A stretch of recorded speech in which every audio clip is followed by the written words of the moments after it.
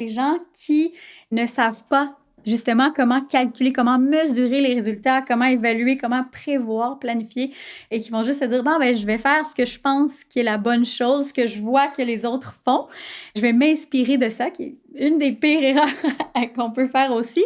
Et ils vont juste se dire, bon, ben, je vais mettre tous mes œufs dans le même panier, je vais récolter 10 000 $, je vais collaborer avec tel influenceur qui a une notoriété.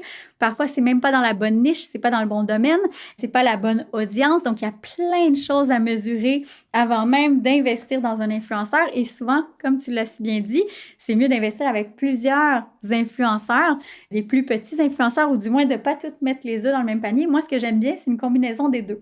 Donc, on peut avoir des plus grands influenceurs, on peut avoir des plus petits influenceurs, on peut avoir un petit peu de tout, une combinaison gagnante. Et puis là, ensuite, ben, on va voir ce qui fonctionne le mieux pour nous, voir un petit peu, ben, tel influenceur, ça a bien fonctionné. Ça, moi, encore une fois, on analyse les résultats aussi, on mesure les résultats, mais c'est des risques qui sont calculés parce que on sait quelle est leur audience, quelle est leur niche, où est leur audience aussi géographiquement parlant. Est-ce que c'est des Français? Est-ce que c'est des gens aux États-Unis? C'est pas parce que la personne est située en France que son audience est là aussi. Est-ce qu'ils parlent